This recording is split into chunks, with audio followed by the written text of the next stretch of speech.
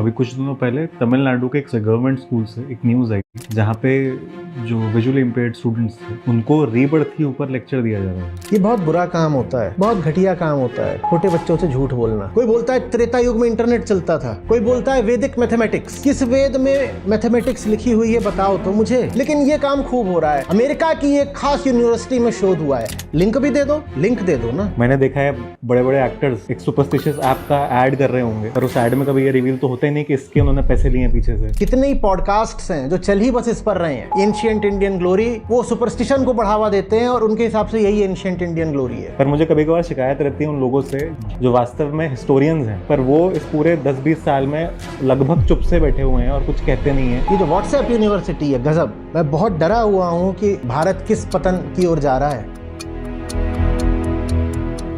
नमस्ते सर, मेरा सवाल एक खबर पे है। अभी कुछ दिनों पहले तमिलनाडु के एक गवर्नमेंट स्कूल से एक न्यूज़ आई जहाँ पे जो विजुअली इम्पेयर्ड स्टूडेंट्स थे उनको रीबर्थ के ऊपर लेक्चर दिया जा रहा था।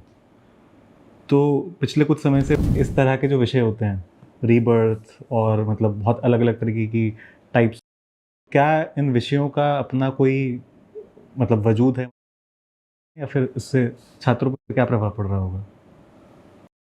छात्रों पर प्रभाव बस ये पड़ रहा है कि नॉलेज सिस्टम के नाम पर उनको एक बिलीफ सिस्टम दिया जा रहा है।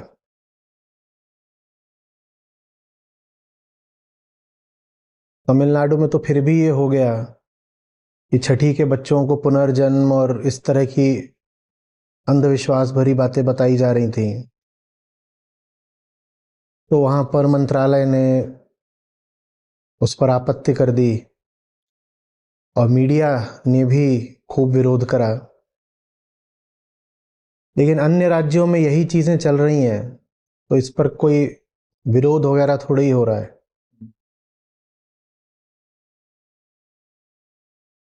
जहाँ तक मुझे पता है, कुछ आईआईटीज़ तक में, हम साधारण छठी सातवीं के स्कूलों की बात नहीं कर रहे जी।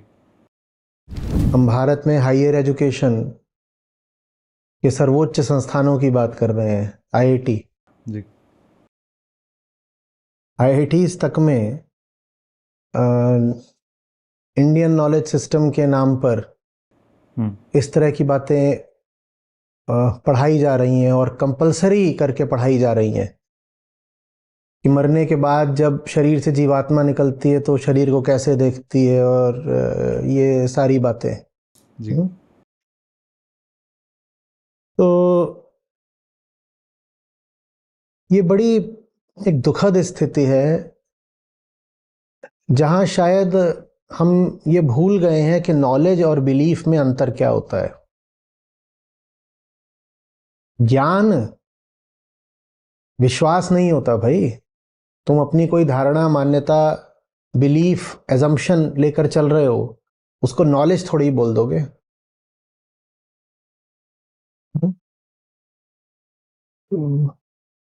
भारत ने इतनी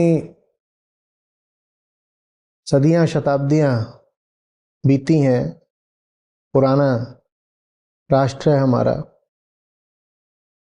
ज्ञान विज्ञान में निश्चित रूप से कुछ बड़ी उपलब्धियां हासिल करी हैं। उनके बारे में बताना एक बात है, आप आर्यभट्ट के बारे में बता रहे हैं, आप वराहमिहिर के बारे में बता रहे हैं, या क्या आप पाणिनि के बारे में बता रहे हैं, ये एक बात होती है। और आप भारत में क्या क्या प्रथाएं, परंपराएं रही हैं और भारतीयों ने क्या क्या बातें मान्यता के तौर पर मानी, अंधविश्वास के तौर पर मानी है, उनको आप बता रहे हैं छात्रों को। ये दो बहुत अलग अलग बातें हैं। जी। बल्कि जो भारत के गणितज्ञ रहे हैं, वैज्ञानिक रहे हैं, शोधी रहे हैं, खोजी रहे हैं, असली, आप उनका अपमान कर रहे हैं ज्ञान के नाम पर, प्राचीन भारतीय ज्ञान के नाम पर छात्रों को अंधविश्वास पढ़ा के। क्योंकि प्राचीन भारतीय ज्ञान के नाम पर अगर आप छात्रों को अंधविश्वास पढ़ा रहे हो तो आप यही कह रहे हो ना कि भारत के पास ज्ञान के नाम पर बस अंधविश्वास है। ये आपने भारत के पुराने ज्ञान का भी अपमान, उपहास कर दिया कि नहीं कर दिया? बोलो। या तो ऐसा होता कि भारत के पास गणित में, विज्ञान में, मेटलर्जी में, मेडिसिन में कोई उपलब्धि ही ना होती, आर्किटेक्चर में कोई उपलब्धि ना होती। अगर कोई उपलब्धि ना होती तो ये बात थोड़ी समझ में आती कि हमने कुछ करा तो था नहीं, हमारे पास कुछ था तो नहीं। तो हम अब मनगढ़ंत काल्पनिक बातें अपने बच्चों को बता रहे हैं ताकि उनमें थोड़ा, एक झूठा ही सही लेकिन गौरव बना रहे। मनगढ़ंत गौरव के किस्से तो बच्चों को तब पढ़ाने पड़ते हैं ना जब असली गौरव के लिए कोई बुनियाद, कोई विषय मौजूद ना हो। पर हमारे पास ऐसे विषय मौजूद हैं जिन पर हमें सचमुच गौरव हो सकता है। उनके होते हुए अगर आप कह रहे हो कि इंडियन नॉलेज सिस्टम का मतलब ये सब कुछ होता है जो स्कूलों में और आईआईटी वगैरह में पढ़ाए जाने की कोशिश चल रही है, तो फिर तो बहुत ही दुखद स्थिति है भाई। और एक बात और समझ लेना, ये बहुत बुरा काम होता है, बहुत घटिया काम होता है छोटे बच्चों से झूठ बोलना। क्योंकि एक बच्चा है ना छोटा, और चाहे वो छात्र हो, आईआईटी का ही छात्र हो, एक छोटा बच्चा है, वो बहुत निर्भर होता है, बहुत आश्रित होता है, वो भरोसा कर लेता है। वो भरोसा कर लेता है कि आप उसको जो बता रहे हो वो सच ही बता रहे हो, और आपने उसके भरोसे का नाजायज फायदा उठाया है। आप शिक्षा व्यवस्था में ऐसी बातें भर रहे हो जो बिल्कुल खुल्लम खुल्ला झूठ है, और वो झूठ बताने की कोई जरूरत भी नहीं, क्योंकि आप राष्ट्रीय गौरव के नाम पे उसको झूठ बता रहे हो, और राष्ट्रीय गौरव के लिए हमारे पास पहले ही पर्याप्त सामग्री उपलब्ध है। भारत कोई छोटा या हल्का राष्ट्र नहीं रहा है, बहुत वृहदता और गुरुता रही है हम में। अगर आप हमारा वास्तविक इतिहास ही बच्चों को पढ़ा दें तो उसमें ही राष्ट्रीय गौरव के लिए पर्याप्त सामग्री मौजूद है। पर उसकी जगह देखो हम क्या कर रहे हैं, हम कह रहे हैं हम ये सब बताएंगे उनको। कहीं कहीं से तो ये भी आया है कि शिक्षकों को इन सब विषयों में मौका मिल जाता है तो जातिवाद वगैरह को भी वैज्ञानिक ठहराने की कोशिश करने लग जाते हैं, और उनको पता भी नहीं होता कि जातिवाद को वैज्ञानिक ठहराने की प्रक्रिया में वो नस्लवाद, रेसिज्म के कितने करीब पहुंच गए, क्योंकि वही तरीका होता है इसको जायज ठहराने के प्रयासों का।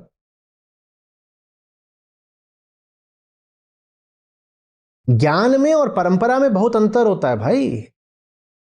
भारतीय ज्ञान महान है, भारतीय परंपरा महान हो ऐसा कुछ नहीं है। भारतीय विद्वान महान है, पर जो इतना पुराना और इतना विस्तृत राष्ट्र हो उसमें जहां ज्ञानी होते हैं वहां अज्ञानी भी होते हैं, और परंपराएं ज्ञानियों की कम चलती हैं, अज्ञानियों की ही ज्यादा चलती हैं।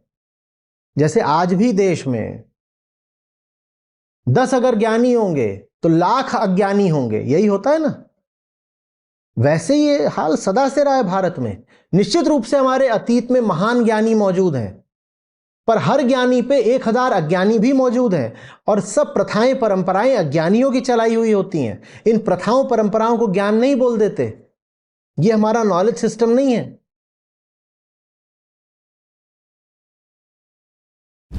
सुश्रुत की बात एक तरफ होती है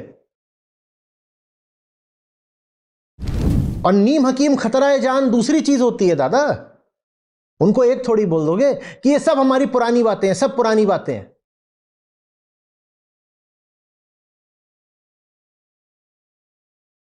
पुरानी बात बोल करके तो तुम इसको भी जायज ठहरा रहे हो कि पुराना एक चला आ रहा है कि वो बाबा जी हैं, वो छू करके ऐसे जिसको पानी पिला देते हैं वो ठीक हो जाता है।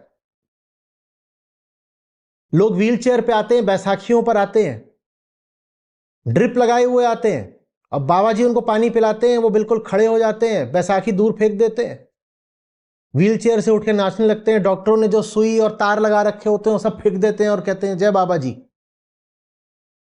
हम इस पर गौरव करें क्या, और इस बात को हम प्राचीन माने और वैज्ञानिक माने? ये चीज प्राचीन और वैज्ञानिक नहीं है। और जो सचमुच प्राचीन और वैज्ञानिक है वो हम अपने छात्रों को पढ़ाना नहीं चाहते, क्योंकि वो हमारी ही परंपरा के खिलाफ जाता है। ये कितनी अजीब हमारी हालत हो गई है। भारत के पास जो दर्शन है, शोध है और विज्ञान है, वो हम सचमुच अपने बच्चों को पढ़ाना नहीं चाहते, क्योंकि वो पढ़ा देंगे तो हमारी ही परंपराएं और मान्यताएं और अंधविश्वास सब खारिज हो जाएंगे। देखो, भारत में दो चीजें एक साथ चली हैं हमेशा से। एक अद्भुत और ऊंचे ज्ञान की धारा रही है जो बहुत अल्पसंख्यक वर्ग द्वारा बहाई गई है। ज्ञानी और विद्वान कभी भी समाज की मुख्य धारा में तो आते नहीं, और समाज द्वारा अक्सर उनको बहुत सम्मान भी नहीं मिलता, पहचान भी नहीं मिलती, रिकॉग्निशन नहीं मिलता। तो एक और तो हमारे यहां ज्ञानियों का, विद्वानों का एक बड़ा सशक्त और बड़ा उज्जवल पक्ष रहा है, और दूसरी ओर भारत का जो बहुसंख्यक वर्ग रहा है वो कभी भी बहुत न साक्षर था न विद्या का बड़ा प्रेमी था। साक्षरता दर कोई बहुत ज्यादा नहीं थी भारत में, और बात अंग्रेजों की नहीं है। अंग्रेजों के आने से पहले भी हमारे यहां जो सामाजिक व्यवस्था थी उसमें सबके लिए पढ़ना जरूरी था ही नहीं, बल्कि कुछ वर्गों के तो पढ़ने पर रोक सी लगाई हुई थी। कुछ जातियां और सब जातियों की महिलाएं, ये कोई बहुत पढ़ी लिखी थोड़ी ही होती थी। तो बहुसंख्यक वर्ग तो यही था जो पढ़ा लिखा नहीं था, जिस पर ज्ञान का प्रकाश कभी पड़ा ही नहीं, और सब प्रथाएं परंपराएं इन्होंने ही चलाई हैं, इन्हीं की चलाई हुई है। ज्ञानी को बहुत रुचि होती भी नहीं है कि वो समाज में आके हस्तक्षेप करे और सामाजिक परंपराओं में एक और परंपरा जोड़े वगैरह वगैरह, वही करता नहीं आमतौर पे। तो ज्ञानियों का ज्ञान अपनी जगह रह गया, और बहुत ऊंचा ज्ञान है। दुनिया में कम ही राष्ट्र होंगे जिनके पास उतना ऊंचा ज्ञान उपलब्ध हो जितना भारत के पास है। लेकिन साथ ही साथ भारत की बहुसंख्यक आबादी, भारत की मुख्य धारा जो मेन स्ट्रीम है, उसकी सोच, उसकी धारणा, उसके विश्वास, ये सब पिछड़े हुए ही रह गए, और ये बात हमें विनम्रता के साथ माननी पड़ेगी।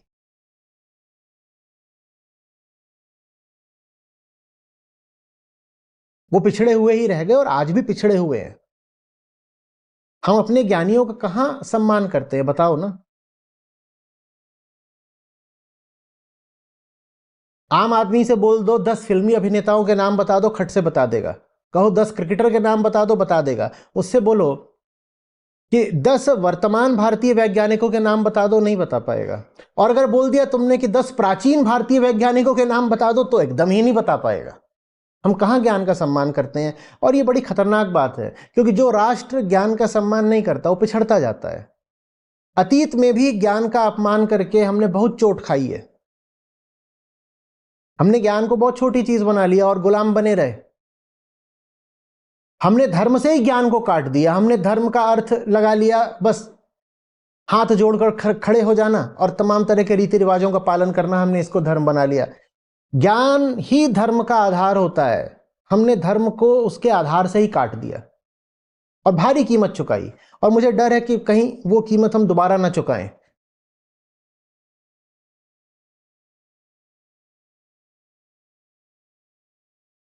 समझ में आ रही बात ये?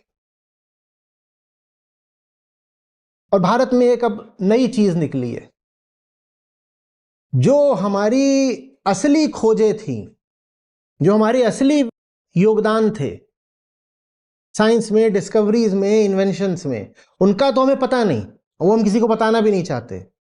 उल जलूल बातें हम करने लग गए हैं राष्ट्रीय गौरव के नाम पर। कोई बोलता है त्रेता युग में इंटरनेट चलता था, कोई बोलता है ऋग्वेद में एरोस्पेस टेक्नोलॉजी लिखी हुई है।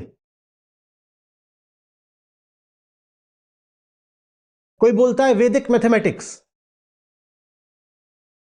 किस वेद में मैथमेटिक्स लिखी हुई है बताओ तो मुझे।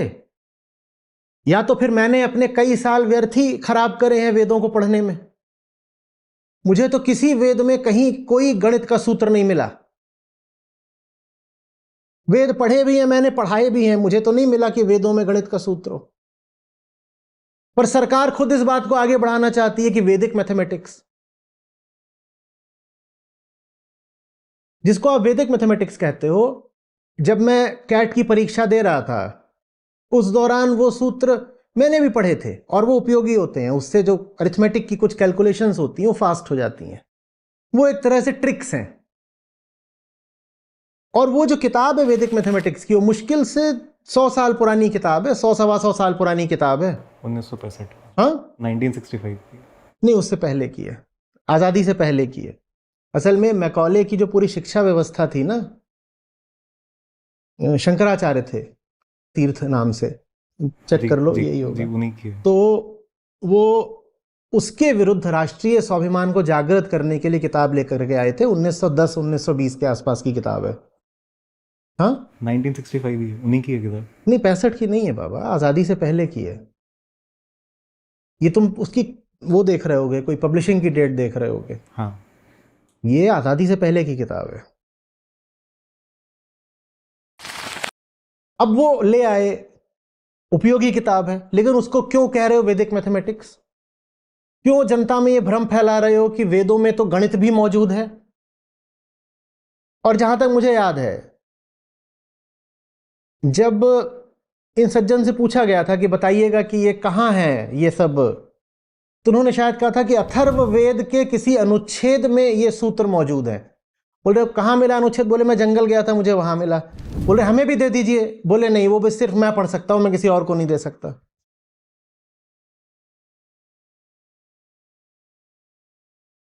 ये कोई बात होती है? अब वेद अपने आप में महान है, उसमें इस तरह की बात जोड़ने की कोई जरूरत नहीं है। वेदों की महानता इसमें थोड़ी है कि उसमें मैथमेटिक्स मौजूद है। वेदों की महानता इसमें है कि उनमें दर्शन मौजूद है, उपनिषद मौजूद है, वेदांत मौजूद है। जो पहले ही महान हो, उसमें तुम कुछ जोड़ करके उसको अगर महान सिद्ध करना चाहो तो ये उसकी महानता का अपमान है। वेदों में कुछ जोड़ने की जरूरत ही नहीं भाई। वेदों की महानता स्वतः सिद्ध है। उपनिषद अमर हैं, अपौरुषेय हैं। जो वहां बात कही गई है वो कभी पुरानी नहीं पड़ने वाली। तो बताओ तुम्हें वेदों में कुछ और जोड़ने की क्यों जरूरत आ पड़ी?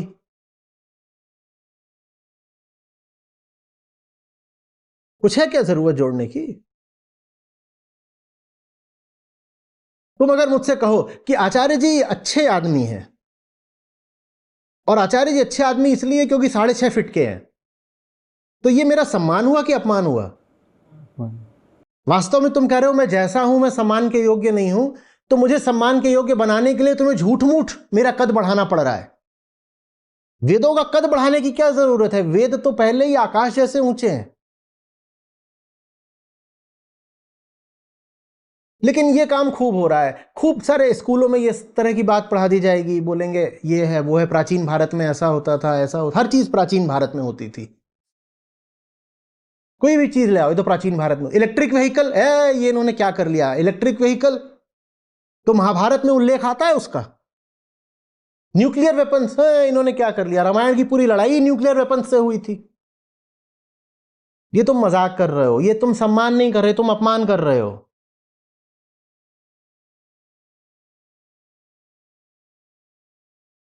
और वर्तमान के अपने जितने अंधविश्वास है उनको जबरदस्ती वैज्ञानिक सिद्ध करने की कोशिश कर रहे हो। ये जो व्हाट्सएप यूनिवर्सिटी है, गजब, कहीं फलानी जगह शोध हुआ है और जीवात्मा पकड़ में आ गई है, जिससे अभी प्रमाणित हो गया है कि जीवात्मा होती है और वो मां के गर्भ में प्रवेश भी करती है और मृत्यु के बाद बाहर भी निकलती है।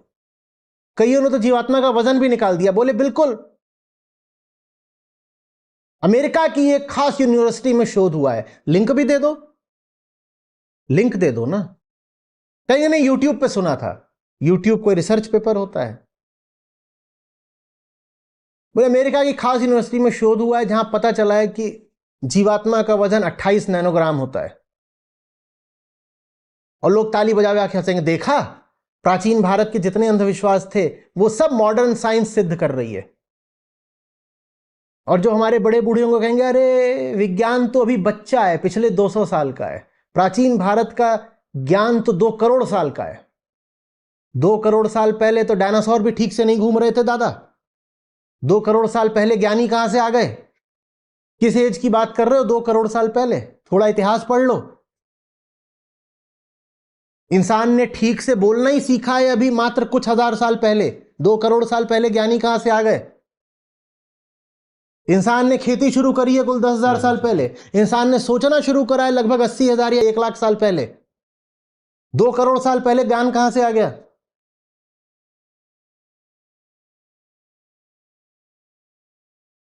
तो वास्तव में जो हमारी राष्ट्रीय महानता है, जो सचमुच है, हम उसकी कदर नहीं कर रहे और हम काल्पनिक महानता बता बता कर अपने बच्चों और अपने छात्रों में यूं ही कुछ कचड़ा सा भर रहे हैं। जी सर, जैसे आपने अभी व्हाट्सएप यूनिवर्सिटी की बात करी, मैं देख रहा हूँ ये यूनिवर्सिटी अब व्हाट्सएप से यूट्यूब पे शिफ्ट हो गई है, क्योंकि इतने सारे यूट्यूब चैनल्स खुल गए हैं या चल जो एग्जिस्टिंग थे उन्होंने अपना एक तरह से एजेंडा ये बना लिया है कि वो कुछ भी रैंडम मतलब थ्योरी उठाकर लाते हैं, उसको पास्ट से जोड़ते हैं और फैलाना शुरू करते हैं। पहले जब मैं ये सब होता देख रहा था तो मुझे लगता था कि मतलब ठीक है, एक हार्मलेस चीज़ है जिसका शायद लोगों पे बहुत फ़र्क नहीं पड़ रहा है। पर अभी कुछ दिनों पहले जब आप ही के साथ एक कैंपस में गए थे और देश के शायद शायद शीर्ष 10 कॉलेजेस में आता है, वहाँ की एक 3rd ईयर की इंजीनियरिंग की छात्रा आपसे गरुड़ पुराण पे प्रश्न पूछ रही थी, तो मुझे एकदम धक्का सा लगा कि ये क्या हो रहा है। देखो, एंशियंट इंडिया के नाम पर जितना दुष्प्रचार पिछले 10-20 सालों में हुआ है उतना पहले कभी नहीं। और जो तुमने YouTube बोला, इसमें कितने सारे चैनल्स हो गए हैं, कितने सारे लोग हैं जिनका काम बस यही है कि नेशनल प्राइड के नाम पर झूठ पे झूठ बोले जाना। कितने ही पॉडकास्ट्स हैं जो चल ही बस इस पर रहे हैं, एंशियंट इंडियन ग्लोरी। वो सुपरस्टिशन को बढ़ावा देते हैं और उनके हिसाब से यही एंशियंट इंडियन ग्लोरी है।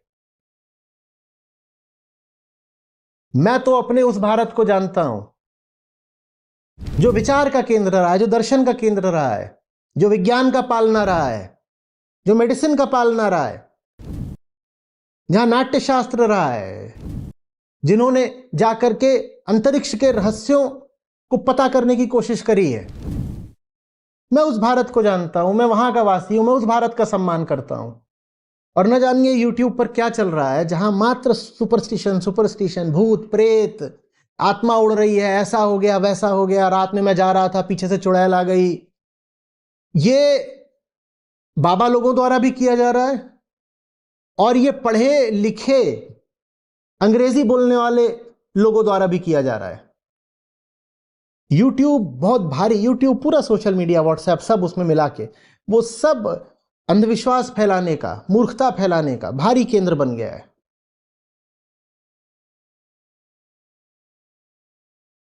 अब मैं सोचता था कि वो बातें सिर्फ जो बेचारे अशिक्षित लोग हैं उन पे असर करती होंगी, पर जैसा तुमने कहा, युवाओं की पूरी एक पीढ़ी है जिसको सुपरस्टिशियस बना दिया गया, क्योंकि अंधविश्वास अब बहुत मॉडर्न तरीके से आ रहा है ना।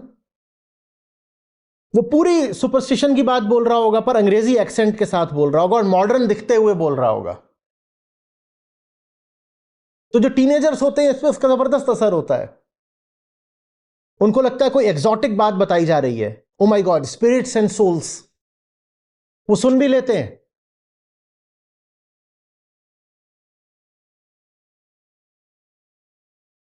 आ रही बात समझ?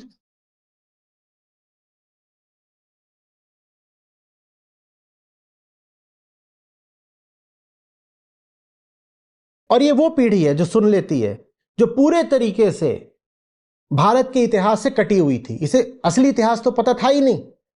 असली इतिहास पता होता तो खुद ही इतिहास पे गौरव करती। तो इसको इतिहास के नाम पर यह सब चटा दिया गया है, तंत्र मंत्र जादू टोना, और इसी को बोल दिया गया ये तुम्हारा ग्रेट कल्चर है, और ये पीढ़ी इसी को चाट रही है।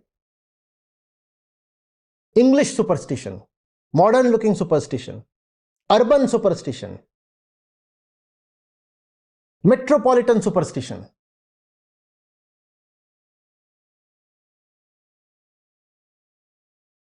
superstition through technologically most advanced ways,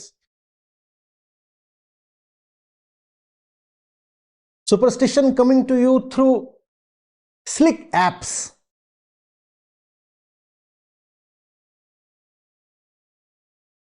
and slick podcasts. इसमें मैं एक चीज़ और भी देखता हूँ कि ये जो पूरा गेम है इसके पीछे की इकोनॉमिक्स अक्सर युवाओं को पता होती नहीं है। मैंने देखा है बड़े बड़े एक्टर्स एक सुपरस्टिशियस ऐप का ऐड कर रहे होंगे, पर उस ऐड में कभी ये रिवील तो होता ही नहीं कि इसके उन्होंने पैसे लिए हैं पीछे से। या कोई व्यक्ति किसी पॉडकास्ट में आकर के इस तरह की बातें कर रहा है 2-2 घंटे तक, पर ये बात तो रिवील होती नहीं है कि उसने इस बात के लाखों रुपए दिए हैं पीछे से। तो कहीं न कहीं जो एक 17-18 साल का युवा होता है, उसको ये लगता है कि यार ये मेरा फ़ेवरेट एक्टर है और यही बात कर रहा है इसकी, ये कुछ तो तो हो हमेशा गई। से रहा है, विज्ञापन के पीछे की साइकोलॉजी यही है। वो तो चाहे 17-18 साल का हो या 50 साल वाला हो, विज्ञापन का मतलब ही यही है कि वो वहां पे आके कहेगा ये मैं ये साबुन लगाता हूं, तो तुमको लगेगा कि मैं भी लगा लेता हूं, वो लगाता है तो वो तो है ही है। लेकिन ये जो युग है ना जिसमें हम जी रहे हैं, विशेषकर पिछले 2 जो दशक रहे हैं, 2-3 दशक, ये रिमार्केबल है due to institutionalization of belief systems, institutionalization of superstition as truth, of assumption as knowledge। और मैं फिर बोल रहा हूं, मुझे डर लग रहा है जो कौम, जो राष्ट्र, जो लोग, जो समुदाय अपनी भ्रांतियों को, मान्यताओं को, अपनी धारणाओं, अपनी बिलीफ्स को नॉलेज बोलना शुरू कर देते हैं, जो अपने सुपरस्टिशंस को फैक्ट बोलना शुरू कर देते हैं, उनका पतन होता है और वो गुलाम बन जाते हैं। वैसी गुलामी से हम अभी अभी उभरे हैं। हमें गुलाम बनाने वाले कोई बाहर से नहीं आए थे, हमें गुलाम बनाने वाले फ्रेंच, ब्रिटिश, डच, पोर्टुगीज, अरब, तुर्क या अफगानी ही नहीं थे। हमें गुलाम बनाया है हमारे अपने अज्ञान ने। ये जो हमने अंधविश्वासों से भरा सामाजिक जीवन जिया है ना, ये जो धर्म के नाम पे हमने बस प्रथाएं, परंपराएं, रूढ़ियां चलाई हैं ना, इन्होंने हमें गुलाम बनाया। और पिछले 20-30 सालों में यही चीजें अब दोबारा फनफना के उभर के आ रही हैं। मुझे बहुत इसमें आशंका हो रही है कि क्या होने वाला है आगे।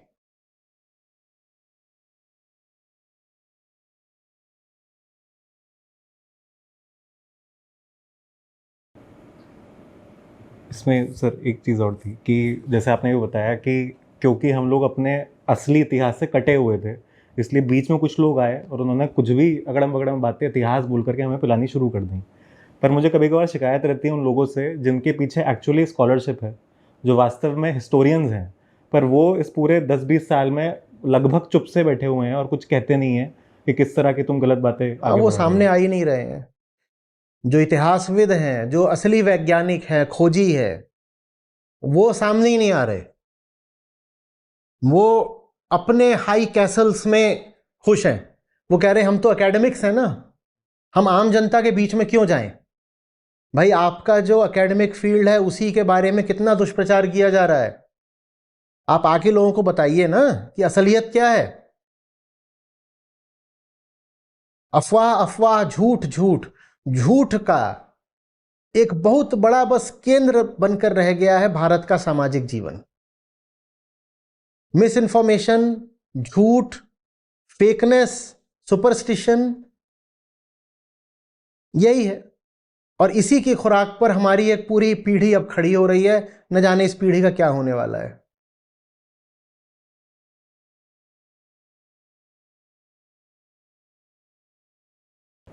लोग शायद इस बात को समझ नहीं रहे हैं कि जिस यूनिवर्सिटी में वो पढ़ा रहे हैं, उसका तो इनटेक है 1000 लोगों का।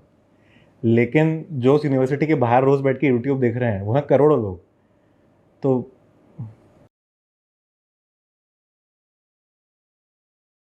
लोग हमसे पूछते हैं कई बार कि आपने बाकी सब जो सोशल मीडिया है उस पर तो कोई रिस्ट्रिक्शन नहीं लगाया आपने कमेंट्स के कॉन्टेक्स्ट में।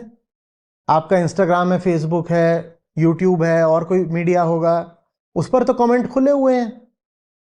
आपने ट्विटर पर कमेंट क्यों बंद कर रखे हैं? मैं वजह बता देता हूं। क्योंकि मेरी जिम्मेदारी है कि मेरे ट्विटर प्रोफाइल का इस्तेमाल करके झूठ ना फैलाया जाए।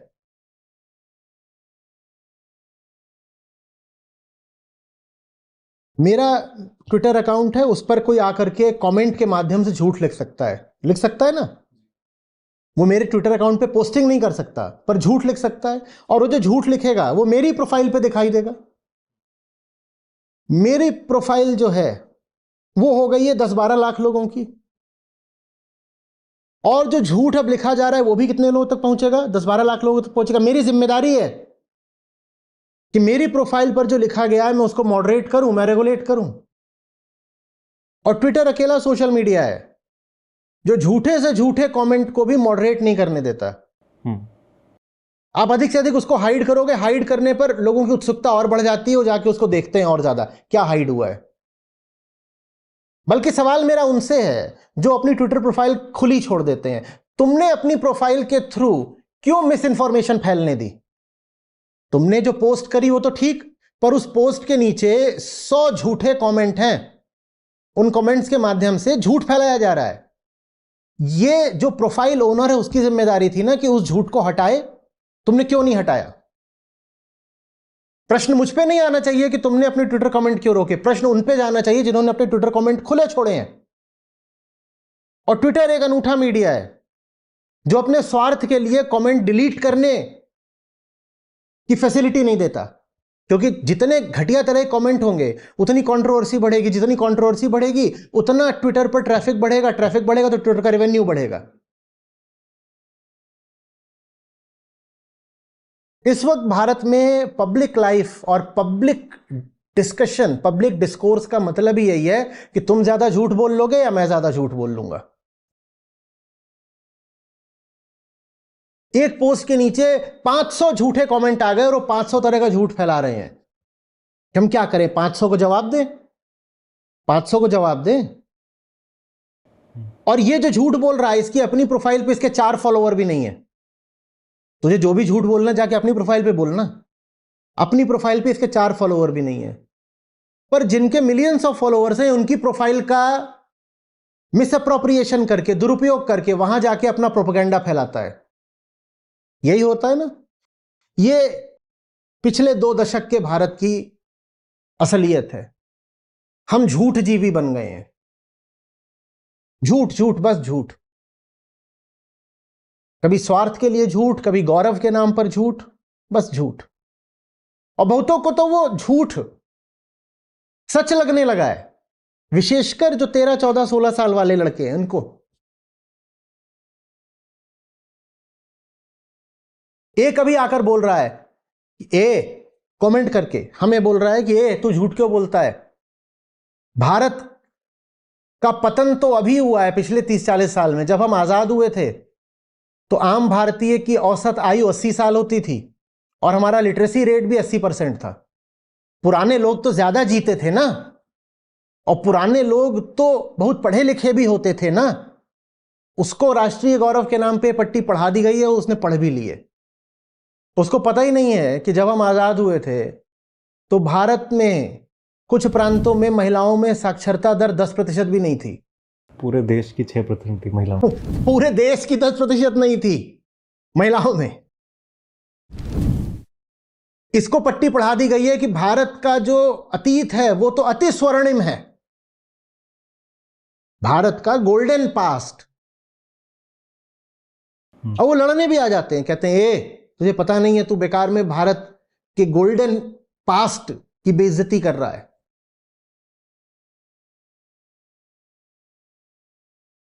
आम भारतीय जब भारत आजाद हुआ था 40 साल भी नहीं जीता था, इतनी बुरी हालत थी। भुखमरी, बीमारी, अशिक्षा, गरीबी।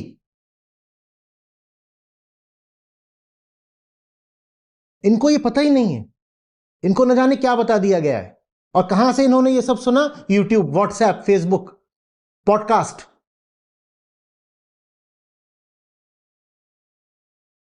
इसमें मैं एक क्राइसिस और देखता हूँ कि मतलब जब मैं छोटा था मेरे साथ भी होता था, कोई भी बात यदि मुझे लिखित दिख जाती थी, प्रिंट वर्ड अगर मुझे दिख जाता था, मुझे लगता है ये सही है। एक भीतर एक मैकेनिज्म ही नहीं होता था जो पूछता था कि ये लिखा तो है, पर किसने लिखा है, सही लिखा है नहीं लिखा है। तो अभी भी जनरेशन के साथ यही होता है कि अब किताबें तो छापी जा रही हैं खूब बढ़ चढ़ करके, आप देखते हो छप रही हैं, लोग पढ़ रहे हैं, रिव्यूज़ हैं, तो आपको लगता है जो लिखा है सही लिखा है। देखो, कोई समाज जो सच की इज्जत करता हो, वहां बड़े से बड़ा अपराध ये होगा कि तुमने जनता में झूठ फैलाया, और झूठ फैलाने वालों को तुरंत जेल होनी चाहिए। कोई भी समाज जिसकी चेतना सत्योन्मुखी होगी, वो इसको सबसे बड़ा अपराध मानेगा कि लोगों में झूठ फैलाया जाए। और जो समाज पतन की ओर अग्रसर होगा, उसे झूठ से कोई आपत्ति नहीं रह जाएगी। मैं बहुत डरा हुआ हूं कि भारत किस पतन की ओर जा रहा है, और अपनी ओर से जो हो सकता है भरसक प्रयास कर रहा हूं कि वो पतन रोका जाए। पर मैंने देखा है कि वो जो दूसरा पक्ष है जो झूठ फैलाना चाहता है, वो सीधे से फ्रीडम ऑफ एक्सप्रेशन की ढाल लेके खड़ा हो जाता है। Freedom of expression is always qualified, it is subject to conditions, it is not absolute. मैं फ्रीडम ऑफ एक्सप्रेशन के नाम पर तुम्हारी जिंदगी बर्बाद नहीं कर सकता, तुम्हारे मन में जहर नहीं घोल सकता, खुला झूठ नहीं बोल सकता।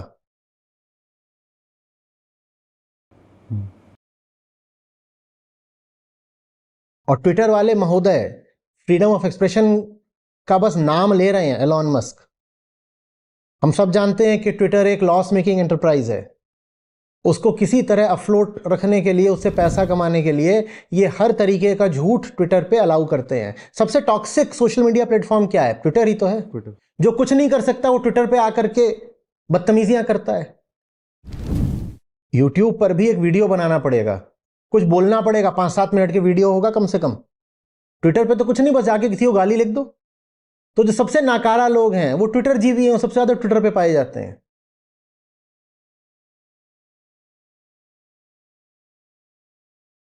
और बहुत सारे लोग जो ये झूठ फैला रहे हैं वो अपना नाम भी नहीं बताते। सोशल मीडिया पर ये शर्त होनी चाहिए साहब, जैसे आप जब किसी के सामने जाकर के उसे कुछ सूचना दोगे तो वो आपका नाम भी जानेगा और आपका चेहरा भी जानेगा, है ना? जब मैं आपसे सामने आके कोई बात करूंगा तो आपको मेरा नाम भी पता होगा और आपको मेरा चेहरा भी पता होगा। उसी तरह जब आप वर्चुअली ऑनलाइन किसी को कोई सूचना दे रहे हैं, किसी को कोई ज्ञान दे रहे हैं, तो अपना नाम भी बताइए, अपना चेहरा भी बताइए, क्योंकि एनोनिमस रह करके आप बड़े से बड़ा जहर फैला रहे हो, अपराध कर रहे हो, और किसी को पता नहीं चल रहा आप हो कौन। आप छुप करके वार कर रहे हो, आप चोर की तरह रात में सेंध लगा रहे हो।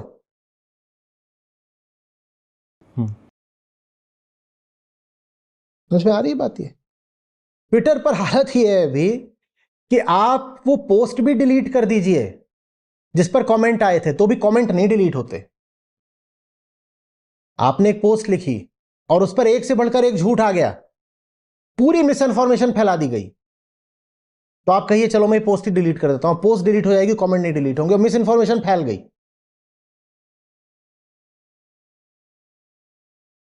Facts are the door to freedom. सबसे ज्यादा इज्जत करो तथ्यों की, सच्चाई की, यथार्थ की। कल्पनाओं में नहीं जिया जाता, यथार्थ में जिया जाता है। सच कड़वा लगे तो भी स्वीकार करो। जिसको सत्य अस्वीकार है उसको फिर स्वतंत्रता भी अस्वीकार है। सत्य और स्वतंत्रता सदा साथ साथ चलते हैं। मैं फिर कह रहा हूं, भारत गुलाम हुआ, इसमें बहुत बड़ा कारण यह था कि हम कल्पना जीवी बन गए थे। हम लगातार बस जी रहे थे अपने कल्पना लोक में। हमारी अपनी रूढ़ियां थी, हमारे अपने अंधविश्वास थे, और हम अपनी नजरों में सर्वश्रेष्ठ थे।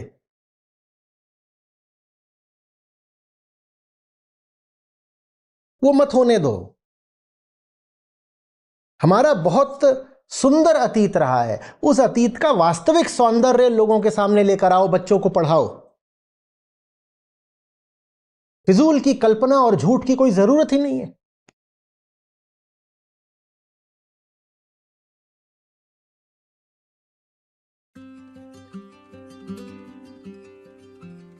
नमस्ते सभी को, मेरा नाम शिल्पा है और मैं विस्कॉन्सिन यूएसए से जुड़ी हूँ और मैं यहाँ पे रिसर्च कर रही हूँ।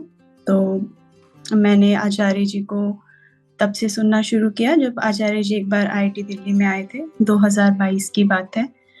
तो उस वक्त मतलब मेरे मन में काफ़ी डर रहता था, काफ़ी परेशान मैं रहती थी, पर वो गीता सत्र अटेंड करने के बाद मुझे मेरे बहुत सारे सवालों के जवाब मिले।